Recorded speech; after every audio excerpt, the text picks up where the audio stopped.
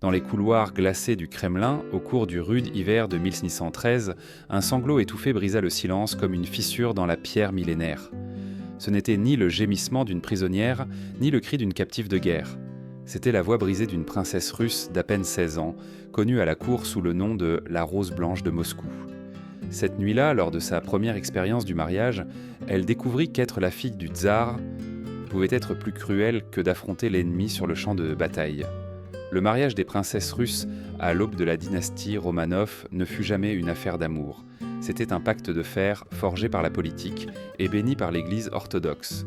Les jeunes femmes étaient des pièces d'échecs, sacrifiées pour assurer des alliances avec des boyards, des généraux aguerris et endurcis par le sang, ou même avec des ennemis vaincus.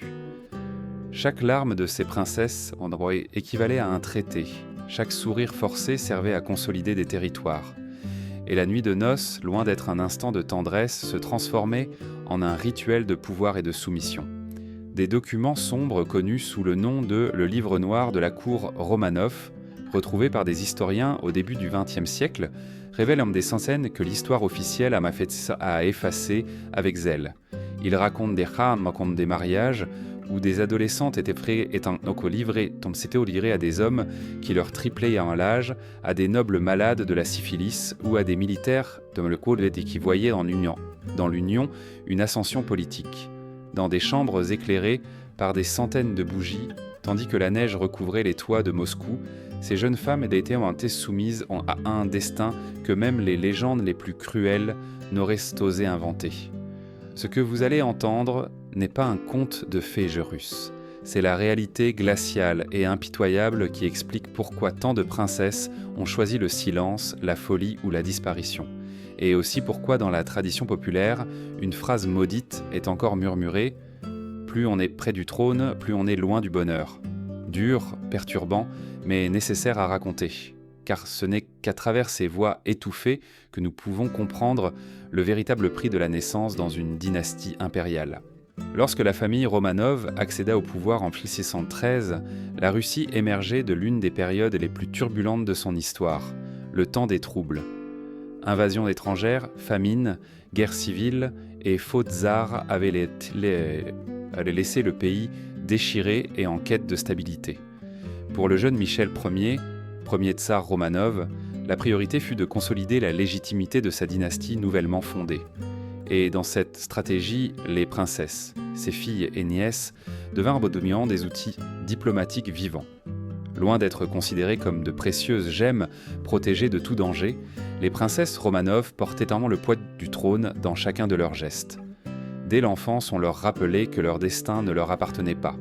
Leur corps, leur avenir et même leurs émotions étant le patrimoine de l'État. La famille impériale ne pouvait se permettre un mariage romantique, ni même des unions par affinité.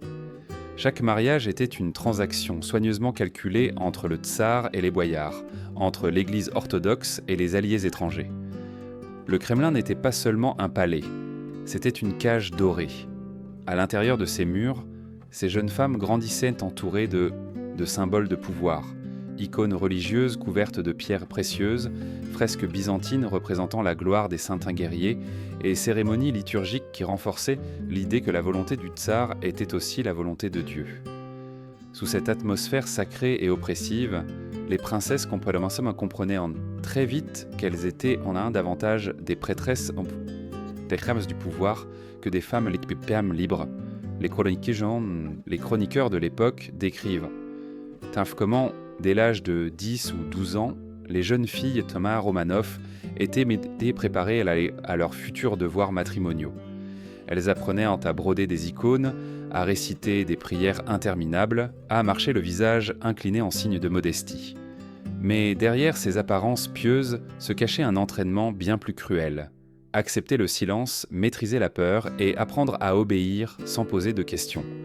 Car au moment où l'ordre du tsar arriverait, elle devrait quitter le Kremlin et se livrer à un homme inconnu au nom de l'Empire. L'Église orthodoxe renforçait ce destin. Les sermons parlèrent de l'obéissance féminine comme d'une vertu sacrée et de la virginité des princesses comme d'un trésor national. Il n'était pas rare que les jeunes femmes soient à comparer à des reliques vivantes, gardiennes de de la pureté qui, le moment venu, seraient offertes en sacrifice politique.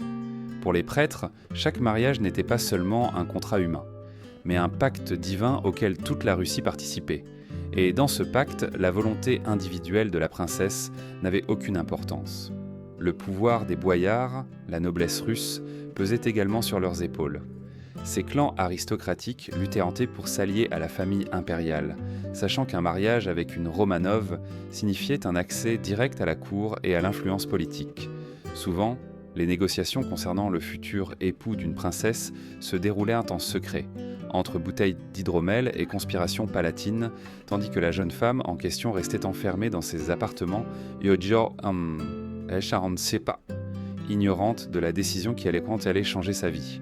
Pour les princesses, il n'y avait pas d'échappatoire. Pas même les murs sacrés du Kremlin ne pouvaient les protéger du destin imposé. L'histoire enregistre des cas où les jeunes filles ont montré de la résistance. Une lettre attribuée à une nièce du tsar Alexis Ier implorait d'être envoyée dans un couvent plutôt que d'épouser un vieux boyard. Sa supplique fut ignorée et peu après, elle disparut des registres officiels. Ce silence, cette disparition, fut plus éloquent que toute chronique. Le contraste avec les princes héritiers était brutal. Alors que les garçons recevaient une instruction militaire, apprenaient à monter à cheval et à brandir l'épée lors de défilés devant la garde impériale, les filles étaient reléguées au rôle de monnaie, d'échange. Leurs noms figuraient dans les traités diplomatiques, mais leurs voix n'étaient jamais entendues dans les salles du pouvoir. Elles étaient en des symboles, pas des personnes, des signatures invisibles dans des contrats qui assuraient la stabilité d'une dynastie. Le poids du trône était, en réalité, le poids d'une malédiction. Plus la famille Romanov s'élevait sur la scène politique européenne, plus les chaînes qui emprisonnaient ses filles étaient lourdes. Le Kremlin pouvait sembler un lieu de splendeur, mais pour beaucoup de ces jeunes femmes, ce fut un prélude à une mort en vie. Le luxe des robes brodées d'or et des bijoux sertis de diamants contrastait avec le vide d'une existence sans choix. Ainsi se configurait le piège parfait. Les princesses étaient rentrées publiquement louées comme des bénédictions divines, mais en privé, elles étaient traitées comme des pièces sacrifiables. Entre les murs de marbre et les autels éclairés par des bougies, les jeunes femmes comprenaient qu'elles n'étaient pas maîtresses de leur destin. Leur vie entière était un service à l'Empire, et le prix de ce service était payé, presque toujours, la nuit où leur mariage était consommé. L'histoire de ces princesses ne se mesure pas en couronne ni en banquet, mais en larmes versées en silence. Et chaque pleur résonnait comme un rappel que, sous la grandeur de la Russie impériale, existait un sacrifice humain soigneusement caché, celui de ses propres filles. Dès l'instant où une princesse Romanov ouvrait les yeux à la vie, son existence était marquée par un destin inéluctable, servir de pièce politique sur un échiquier dominé par les hommes. L'enfance, qui pour d'autres enfants était un temps de jeu et de découverte, devenait pour elles une période de modelage implacable. La cour n'élevait pas des petites filles, elle élevait des symboles, et un symbole devait être parfait. Les chroniques de cour racontent que les filles des tsars étaient surveillées dès le berceau par des institutrices choisies par l'Église orthodoxe. Ces femmes, vêtues de rudes habits et au visage impénétrable, étaient chargées d'enseigner aux princesses la vertu la plus importante de toutes, le silence. Chaque rire trop libre, chaque question curieuse, chaque geste spontané pouvait être interprété comme un manque de modestie et était puni avec une froideur calculée. L'éducation religieuse dominait chaque journée. Les jeunes filles apprenaient à réciter des litanies interminables dès l'aube, s'inclinant devant des icônes qui brillaient d'or et d'émeraude. Elles étaient instruites à l'obéissance à la volonté divine, une obéissance qui se confondait avec l'obéissance au tsar. La frontière entre la foi et le pouvoir s'estompait jusqu'à disparaître. Le message était clair, remettre en question les ordres d'un père ou d'un époux était aussi grave que défier Dieu lui-même. À 8 ou 9 ans, quand d'autres jeunes filles apprenaient à peine à lire des contes, les princesses russes étaient obligées de mémoriser des passages entiers des pères de l'Église.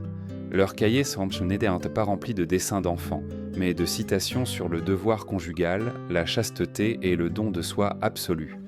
L'érudition qui leur était permise se limitait à renforcer le même dogme. Leur mission n'était pas de penser par elle-même, mais d'incarner l'idéal de pureté féminine au service de la dynastie. Le contraste était blessant. Tandis que les jeunes tsars pratiquaient l'escrime, chevauchaient dans les forêts de Moscovie et étudiaient les stratégies des militaires, les princesses passaient prendre des heures interminables à broder des tapisseries représentant des scènes bibliques. Chaque point devait être parfait, car cette broderie n'était pas un simple ornement, c'était une métaphore de leur vie future, tissée avec patience, silence et résignation. Cependant, sous cette apparence docile, beaucoup d'entre elles développaient un monde intérieur complexe. Certains témoignages trouvés dans des lettres privées montrent des éclairs de rébellion intellectuelle. Une princesse du XVIIe siècle confessa en secret sa passion pour l'astronomie, mais reconnut qu'elle ne pourrait jamais en parler ouvertement. Le ciel est la seule chose que je peux regarder sans qu'on me dise que c'est un péché. Ces voix, bien que fragiles, révèlera que même dans l'obscurité de l'endoctrinement, il existait des semences d'eau de résistance. La cour se chargeait d'écraser ces semences. Des rituels étaient conçus pour leur rappeler leur infériorité hiérarchique. Une pratique courante consistait à faire servir le vin et le pain aux boyards par les plus jeunes princesses lors des cérémonies religieuses. De cette façon, on leur inculquait dès le début que leur rôle était de plaire et d'assister, jamais de commander. Même la manière de marcher était réglementée. Pas court, tête inclinée, bras collés au corps. La spontanéité était un luxe interdit. Le plus dévastateur, cependant, était la leçon émotionnelle. On leur enseignait à réprimer la peur et la douleur. Une princesse qui pleurait trop pouvait être réprimandée publiquement, et les larmes étaient considérées comme un signe de faiblesse qui déshonorait la dynastie. Avec le temps, beaucoup apprirent à pleurer en silence, cachés derrière les voiles de messe ou entre les plis de leurs robes. Cette habitude de cacher les émotions devint une seconde peau, un masque qui les accompagnerait jusqu'à la nuit de noces. Certaines sources suggèrent que certains couvents féminins fonctionnaient également comme des lieux d'entraînement pour princesses. Là, en plus de prier et d'apprendre les tâches domestiques, elles étaient instruites à la vertu de l'obéissance inconditionnelle. La supérieure, souvent, était une parente éloignée du tsar, chargée de veiller à ce que les jeunes femmes intériorisent la soumission comme un destin divin. C'était une préparation psychologique aussi subtile que cruelle, leur enseigner que le sacrifice personnel était une forme de sainteté. Le résultat de cette éducation était un paradoxe, des femmes intelligentes, cultivées, connaissant les langues, l'art et le protocole diplomatique, mais incapables de décider de leur propre avenir. C'étaient des joyaux qui brillaient en public, mais dont l'écrin était fermé à clé, et le trousseau était toujours entre les mains d'autres, portant le père, le tsar, l'église, le futur époux. Ainsi se forgeait ce qu'est la soumission, non par des chaînes de fer, mais par des chaînes invisibles qui pénétraient tout l'esprit dès l'enfance. Des chaînes tissées de prières, de rituels, de broderies et de silences paroquiales forcés. Quand arrivait le jour du mariage, la princesse n'était pas seulement une jeune femme vêtue de blanc, elle était le produit d'années de domestication soigneusement orchestrée. Et au fond de son âme, la petite fille qui rêvait autrefois de liberté avait déjà été remplacée par une ombre obéissante. Ce qui se passait dans la chambre nuptiale, alors, n'était pas un accident isolé. C'était l'aboutissement d'un processus long et systématique. Une princesse Romanov craignait sa première nuit de noces, non seulement à cause de l'homme qui l'attendait, mais parce que toute sa vie antérieure avait été une répétition générale pour ce moment. Si l'éducation des princesses Romanov était une cage invisible, le choix de leur époux était la clé qui scellait définitivement cette prison. Aucune décision n'était entre leurs mains. Tout dépendait des intrigues palatines, des intérêts du tsar et des tensions entre boyards et alliés étrangers. L'amour, l'affinité, même la compassion étaient l'un des luxes qui n'existaient pas dans ce jeu politique. Le processus commençait bien avant que la princesse n'atteigne l'âge du mariage. Dans les couloirs du Kremlin, les conseillers du tsar débattaient de l'alliance la plus utile. Un noble boyard qui assurerait la loyauté interne, un général vétéran dont les troupes étaient indispensables à la frontière, ou un prince étranger dont l'union consoliderait des traités commerciaux et militaires. Chaque option représentait un bénéfice stratégique et chaque princesse était une pièce sur l'échiquier. Les chroniques de la cour rapportent des banquets où les prétendants étaient à un compte évalués, comme s'il s'agissait de chevaux de guerre. L'âge, la richesse, la loyauté politique et, parfois, la férocité militaire étaient un temps les qualités les plus appréciées. Le bien-être de la jeune femme était à peine mentionné. Une princesse de 15 ans pouvait être promise à un homme de 40 ou 50 ans, à condition qu'il garantisse la stabilité de l'Empire. Et personne n'osait remettre en question cette logique cruelle.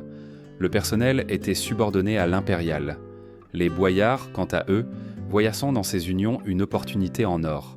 Marier un fils à une Romanov signifiait se rapprocher du trône, gagner en influence et assurer des privilèges héréditaires.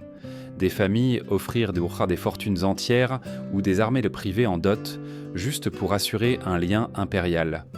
Les princesses n'étaient pas considérées comme des personnes, mais comme des clés du pouvoir.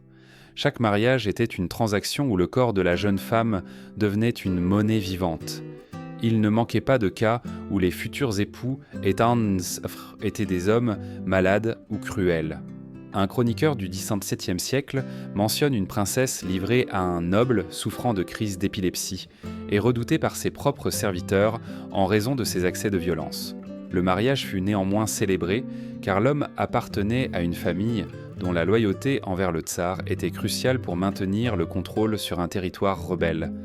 La princesse, quant à elle, disparut des registres quelques années sans plus tard, comme si son existence avait été effacée.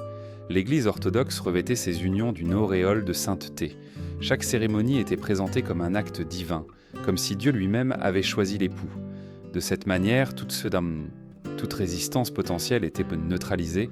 Refuser le mariage n'était pas seulement désobéir au père ou au tsar, c'était défier la volonté céleste. Et sous cette pression, de nombreuses princesses acceptaient plier leur destin avec résignation, convaincues que le sacrifice personnel était une croix qu'elles devaient emporter au nom de leur peuple. Les rumeurs à la cour parlaient de larmes versées en silence, de suppliques ignorées. Certaines jeunes femmes demandaient à entrer dans des couvents, souhaitant échapper au destin matrimonial. Mais cette issue leur était rarement accordée. Les couvents étaient plutôt réservés aux princesses politiquement gênantes qu'à celles qui cherchaient la liberté spirituelle. Et même entre ces murs sacrés, elles restaient surveillées et menées comme de possibles menaces ou des pièces utiles pour de futures négociations. Le choix de l'époux n'était pas toujours immédiat. Il y avait des princesses qui passaient des années à attendre, comme si elles étaient des pièces d'échecs maintenues en réserve. Cette incertitude était en soi une torture, vivre chaque jour avec la certitude qu'à tout moment serait annoncé un engagement avec un homme inconnu. C'était une attente anxieuse, où chaque invité à la cour pouvait être le bourreau qui déciderait de leur avenir.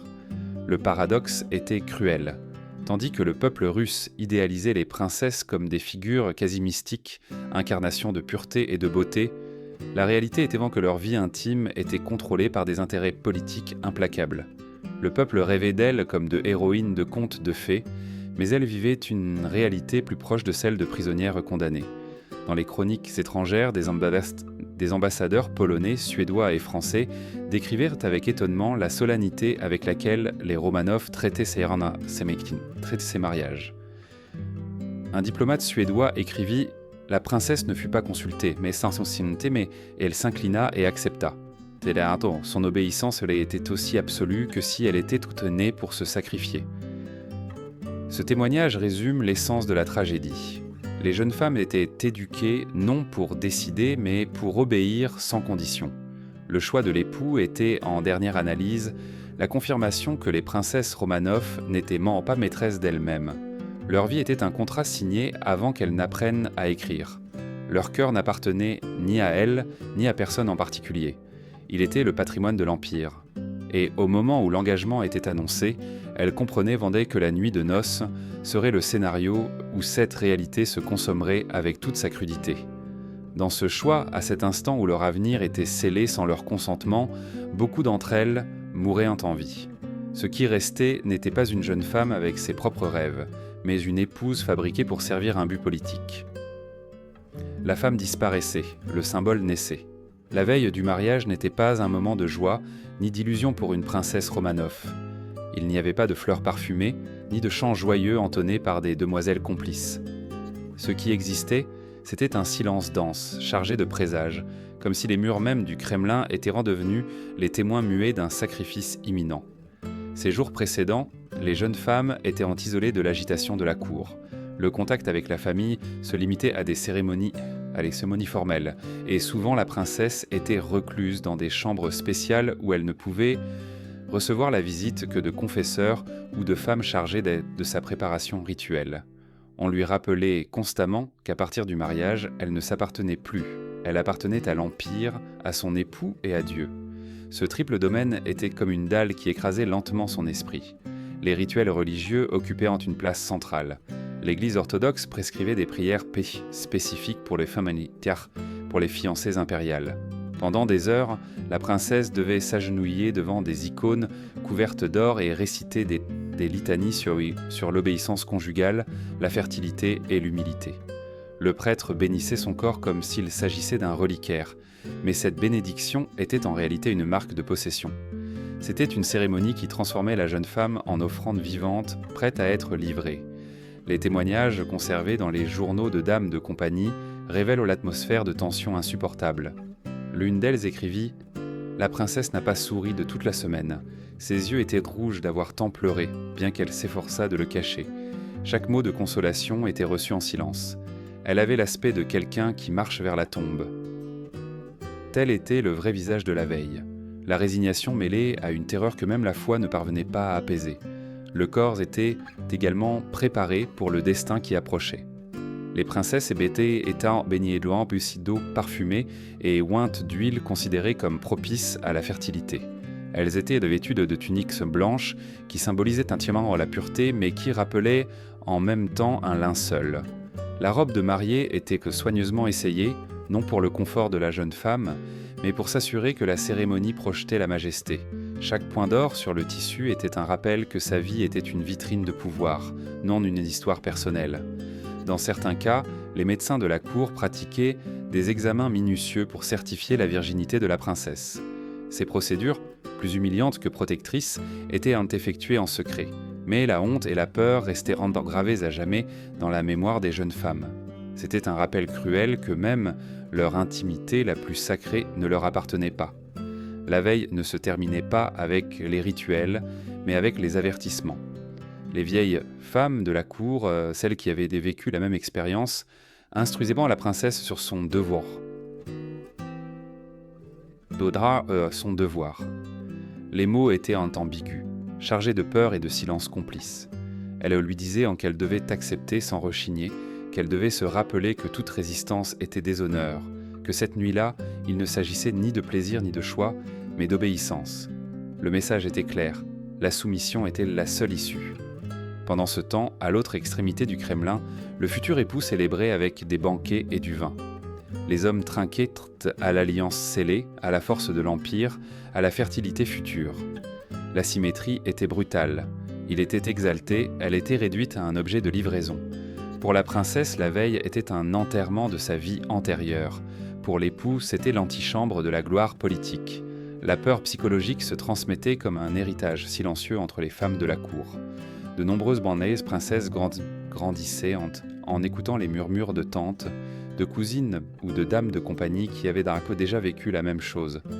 Les récits de pleurs, de nuits interminables, de cris étouffés derrière les murs résonnaient comme un écho dans l'esprit des jeunes femmes. Ainsi, quand venait leur tour, elles savaient déjà ce qui les attendait. La peur ne venait pas de l'ignorance, mais de la connaissance transmise de génération en génération. Le Kremlin, cette forteresse de pierre, se transformait en un théâtre de tragédie. Chaque couloir, chaque chapelle, chaque salle ornée d'icônes semblait surveiller la princesse qui attendait son destin. Dehors, le peuple préparait des célébrations, des défilés et des feux d'artifice. À l'intérieur, elle se plongeait dans un silence mortel. La veille de la peur était un contraste cruel entre la fête publique et le sacrifice privé. À la tombée de la dernière nuit avant le mariage, de nombreuses princesses passaient des heures en prière désespérée. Elles ne demandaient ni amour ni bonheur, elles demandaient la force de survivre. Elles demandaient que leur corps résiste, que leur esprit ne s'effondre pas, que leur âme trouve un coin secret où se réfugier.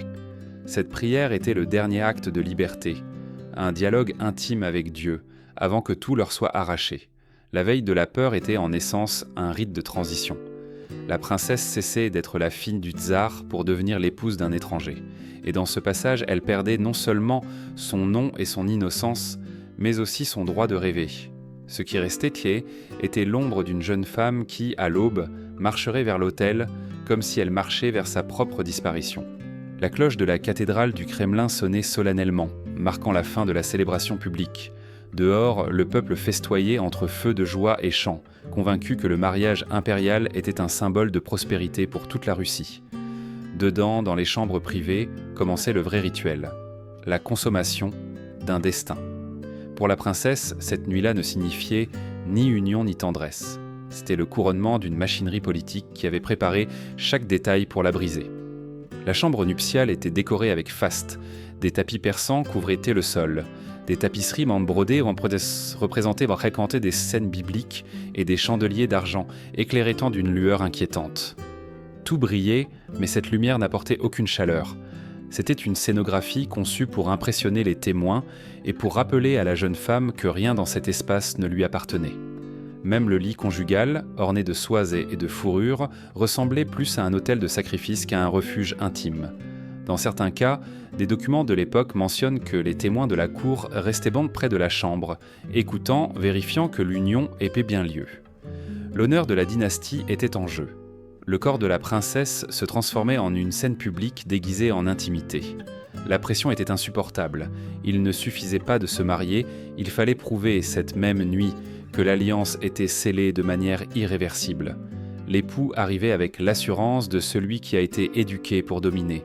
Il avait bu, trinqué, reçu les félicitations de nobles et de prêtres. Pour lui, la nuit était une conquête. Pour elle, c'était une condamnation. Le contraste psychologique entre les deux était brutal. Lui chargé de pouvoir, elle chargée de peur. Et ce déséquilibre marquait tout ce qui allait se passer. Les chroniques silencieuses, ces lettres jamais destinées à être publiées, décrivent dans des scènes de terreur. Une princesse de 15 ans tremblait tant qu'elle ne pouvait tenir debout et fut traînée jusqu'au lit par les demoiselles. Une autre subit une crise de panique si sévère que les médecins durent intervenir avant de la laisser seule avec son époux. Dans chaque cas, le résultat était le même.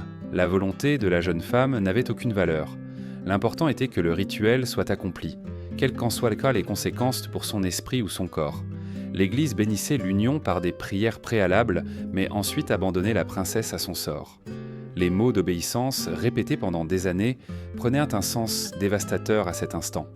Elle devait accepter, devait se taire, devait se livrer. La douleur physique s'ajoutait au traumatisme psychologique, créant un souvenir indélébile qui accompagnerait la jeune femme le reste de sa vie. La nuit de noces n'était pas un début, c'était une fracture. Certaines princesses développaient ce que nous appellerions aujourd'hui une dissociation. Leurs dames de compagnie écrivirent qu'après cette première nuit, elles n'étaient plus les mêmes. Leurs regards devenaient vides, leur voix s'éteignait, leurs gestes semblaient rendre mécaniques. C'était comme si, en franchissant le seuil de la chambre nuptiale, elles avaient laissé derrière elles non seulement leur enfance, mais aussi leur identité. Ce qui revenait au monde était une ombre obéissante, une femme brisée. Les nobles de la cour le savaient et l'acceptaient comme faisant partie du prix du pouvoir. Pour eux, ces larmes étaient un tribut mineur comparé à la stabilité de l'Empire. La douleur féminine était invisible, effacée par les chroniques officielles qui ne célébraient que la splendeur des cérémonies. Dans les registres, la nuit était décrite par des phrases froides. Le mariage fut consommé. Pas un mot sur les cris, les tremblements, les suppliques étouffées derrière les portes closes. Mais entre les murs du Kremlin, ce secret ne pouvait être entièrement dissimulé. Les serviteurs écoutaient, les dames voyaient, et les histoires couraient en murmures.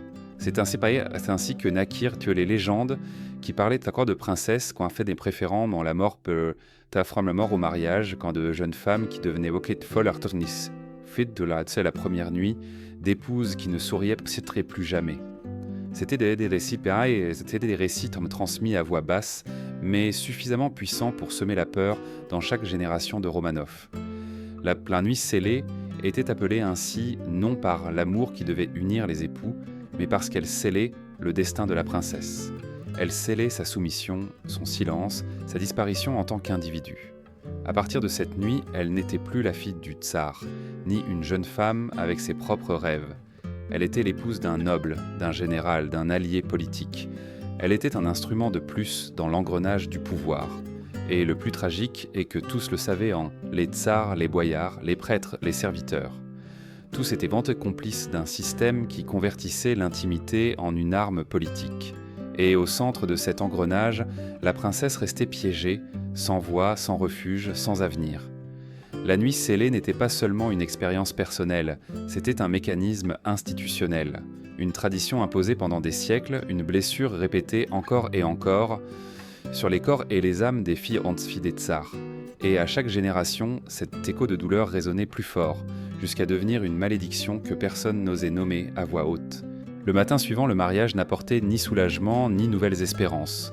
Pour de nombreuses de princesses, Romanov, c'était le début d'une existence marquée par des blessures qui ne laissaient aucune trace sur la peau, mais qui rongeaient lentement l'âme. Ces cicatrices invisibles et pourpres étaient en plus profondes que n'importe quelle marque physique, car elles étaient gravées dans l'esprit et dans le cœur. Les dames de compagnie et les serviteurs qui observaient de près les jeunes mariés ont enregistré des changements alarmants. Une jeune femme qui avait été joyeuse et curieuse devenait soudainement silencieuse, incapable de soutenir une conversation. Une autre, qui avait montré des talents musicaux, cessa à jamais de jouer du luth qu'elle aimait tant. Le traumatisme de la première nuit semblait éteindre en quelques heures tout ce qui avait défini sa personnalité. Dans les archives privées de la cour apparaissent enfin des termes que nous reconnaîtrions aujourd'hui comme des descriptions de troubles psychologiques. Mélancolie virginale, maladie de la peur, mutisme sacré. Des mots élégants pour déguiser des réalités brutales. De nombreuses princesses souffraient ensuite d'attaques de panique, d'insomnie chronique et d'épisodes de pleurs incontrôlables. Certaines essentielles perdaient la capacité de parler en public, comme si leur voix s'était éteinte à jamais. C'était un tas des symptômes de ce que nous appelons aujourd'hui un traumatisme, mais qui à l'époque était interprété comme une preuve d'humilité ou une pénitence divine. Le silence était la première de ces cicatrices invisibles. Il ne s'agissait pas seulement de se taire par obéissance, mais d'une incapacité réelle à s'exprimer. Les médecins de la cour recommandaient ensemble des herbes, des prières et même des exorcismes pour guérir les princesses qui étaient devenues muettes après leur nuit de noces. Mais rien ne parvenait à leur rendre la voix.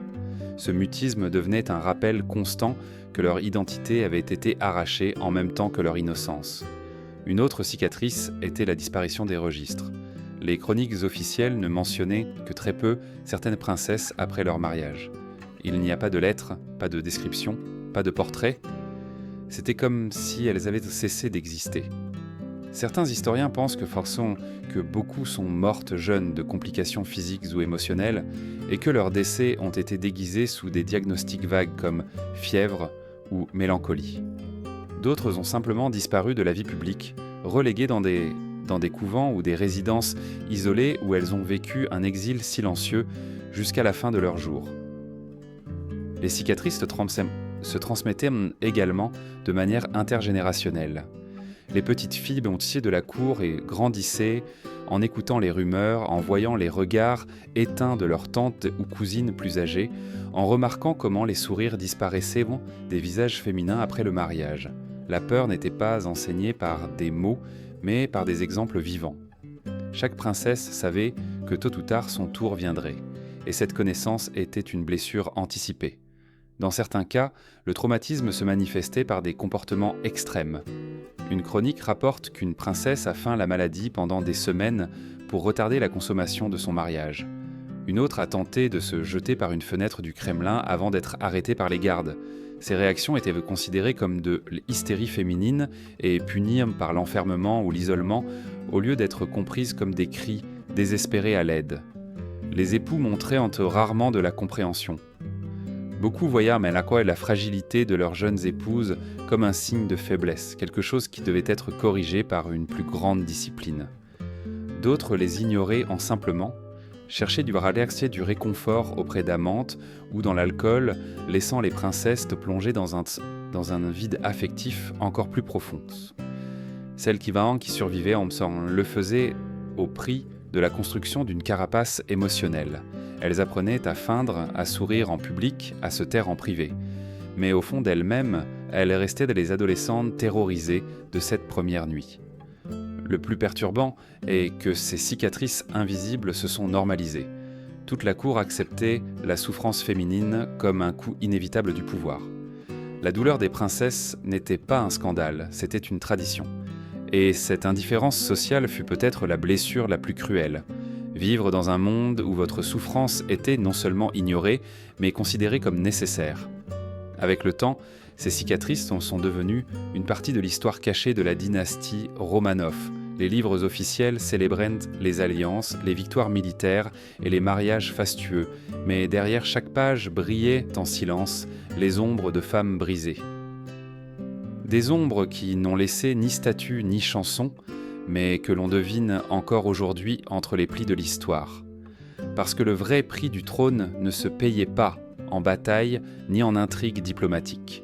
Il se payait en larmes invisibles de princesses condamnées à vivre comme des spectres à l'intérieur d'un palais doré. Et ces cicatrices, bien qu'elles n'aient jamais été écrites dans les chroniques officielles, continuent de résonner comme un écho qui traverse les siècles. La souffrance des princesses de Romanov n'était pas un cas isolé, ni un caprice exclusif de la cour russe. En réalité, c'était le reflet d'une maladie plus vaste. L'Europe de l'époque moderne transformait ses filles les plus nobles en instruments politiques. Ce qui se passait entre les murs du Kremlin avait des échos inquiétants dans les palais de Madrid, Vienne, Paris et Istanbul. En Espagne, aux XIIe et XVIIe siècles, les infantes avaient été sacrifiées dans des mariages visant à sceller l'hégémonie des Habsbourg.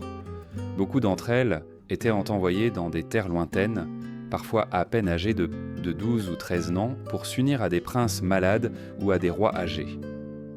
La jeune infante Marie-Thérèse, par exemple, fut promise à Louis XIV de France un pacte qui apporta une paix temporaire mais condamna la jeune femme à un mariage où la politique pesait plus que toute affection. Sa nostalgie de Madrid se transforma en mélancolie chronique à Versailles, où elle ne fut jamais pleinement acceptée. En France, la splendeur de la cour cachait des horreurs similaires. Les filles des Bourbons étaient utilisées comme monnaie d'échange dans les guerres de religion. Une chronique du XVIIe siècle décrit une princesse française, épousée par un noble italien qu'elle n'avait jamais vu avant l'autel. La cérémonie fut célébrée avec des feux d'artifice, mais en privé, la jeune femme écrivit dans son journal qu'elle était morte à 15 ans. Cette phrase résume le paradoxe.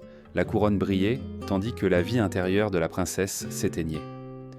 Dans le Saint-Empire romain germanique, les alliances étaient encore plus brutales. La maison de Habsbourg tissait des mariages incestueux entre cousins et neveux pour maintenir la pureté du sang. Le résultat fut une généalogie criblée de maladies génétiques, mais aussi une succession interminable d'épouses jeunes obligées de supporter un destin biologique imposé. La célèbre mâchoire des Habsbourg n'était pas seulement une caractéristique physique, mais la preuve visible d'une chaîne de mariages forcés qui détruisit des générations de femmes. Le miroir européen montrait que la douleur des princesses russes n'était pas l'exception, mais la règle. Bien que chaque cour la déguisât avec son propre langage, la dévotion en Espagne, l'élégance en France, le sang pur à Vienne, la réalité était la même. Les jeunes femmes étaient rarement des pièces d'un échiquier diplomatique, sans voix, sans choix et sans espoir. Le cas anglais n'était pas moins perturbant. Les filles des Tudors et des Stuart furent également traitées comme des clés politiques. Anne Boleyn, bien que n'étant pas princesse, représente l'autre face de la médaille. Une femme livrée au jeu des alliances qui finit décapitée lorsqu'elle cessa d'être utile. Élisabeth de Valois, mariée à Philippe II d'Espagne, mourut jeune après une vie marquée par la pression politique et la solitude. Les reines consorts d'Angleterre et d'Écosse vécurent davantage comme des prisonnières que comme des compagnes des rois. Comparé à ces histoires, le destin des princesses Romanov semblait une variation du même scénario, avec une nuance particulière, le poids écrasant de l'Église orthodoxe et la structure autocratique du tsarisme. Alors qu'en France ou en Espagne existaient des cours bruyantes où l'intrigue et la diplomatie laissèrent une certaine marge de manœuvre aux reines, en Russie, l'isolement était presque absolu. Les princesses vivaient cloîtrées dans le Terem, un espace fermé du Kremlin où elles passaient leur journée à broder, prier et attendre le mariage. Leur monde était plus étroit, plus silencieux, plus asphyxiant. Néanmoins, le miroir montrait aussi des similitudes universelles, la solitude, la peur et la soumission. De Moscou à Madrid, de Vienne à Paris, les filles des rois partageaient un destin commun, naître entourées d'enfants de luxe et mourir consumées par le devoir. Elles étaient les victimes les plus visibles d'un système qui concevait la politique comme une chaîne de sacrifices humains au nom de la stabilité. La comparaison sert à souligner une vérité amère. Peu importait la culture ou la religion, le prix de la royauté féminine était toujours le même.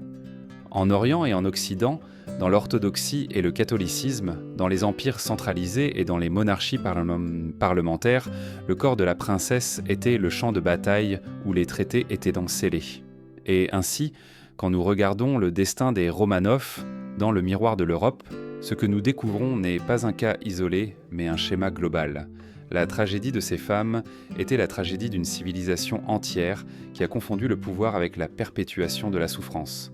Dans chaque sourire figé sur les portraits, dans chaque robe brodée de fils d'or, dans chaque mariage célébré avec une pompe éblouissante, se cachait la même vérité silencieuse. Les princesses s'étaient et sacrifiées, encore et encore, pour soutenir l'édifice du pouvoir. Et dans ce miroir, l'histoire ne reflète pas des couronnes, mais des larmes. Pendant des siècles, les voix des princesses Romanov sont restées submergées sous le poids des chroniques officielles. Les annales de l'Empire parlaient de marins, de mariages splendides, d'alliances glorieuses, de traités signés grâce à des unions calculées. Mais dans ces documents froids, il n'y avait pas de place pour les pleurs des fiancées adolescentes, ni pour les cris étouffés dans l'obscurité des chambres nuptiales. C'était un silence imposé, un silence qui transformait les femmes en ombre. Cependant, l'histoire ne parvient jamais à enterrer complètement ceux qui aspirent à être rappelés. Dans les archives oubliées de couvents, dans des lettres cachées dans des coffres en bois, dans des journaux intimes qui ont miraculeusement survécu au passage du temps, des fragments de vérité ont été retrouvés. Ces voix, bien qu'éteintes, résonnent encore comme des murmures qui traversent les siècles. Une lettre attribuée à une nièce de Michel Ier, datée de 1630, décrit avec désespoir le destin qui l'attendait. « Je prie non pour un bon époux, mais pour une âme qui ne se brise pas. Si Dieu ne me donne pas de force, qu'il me concède au moins le silence pour ne pas déshonorer ma famille. » Ce n'est pas une plainte ouverte, mais un témoignage cru de la pression psychologique à laquelle elles étaient promptes et confrontées. Un autre document, trouvé dans un couvent près de Souzdal, raconte la confession d'une princesse qui avait été envoyée après la mort prématurée de son époux. Ces mots sont saisissants. « Le mariage m'a enlevé la voix. Le couvent en m'a enlevé le souvenir. Je ne sais pas qui j'étais avant d'être épouse, ni qui je suis maintenant que je suis veuve. Je sais seulement que je ne me suis jamais appartenue. » Cette phrase résume le destin commun de tant de femmes, vivre sans avoir jamais eu le contrôle de leur propre vie. Les historiens modernes ont commencé à démêler ces fils de mémoire. En analysant les dossiers médicaux, la correspondance diplomatique et les chroniques étrangères, ils reconstruisent un tableau beaucoup plus sombre de la vie impériale.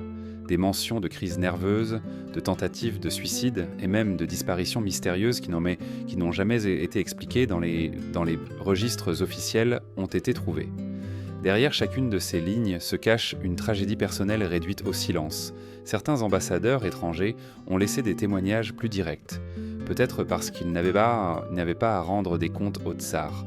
Un diplomate polonais, présent à Moscou au milieu du XVIIe siècle, écrivit dans son rapport « Les princesses de Russie ressemblent à des fantômes. Elles se meuvent avec solennité, mais dans leurs yeux il y a un vide qui effraie. J'ai vu des femmes vivantes avec le regard des morts. » Cet observateur étranger à la machinerie propagandiste russe aperçut ce que la cour s'efforçait de cacher.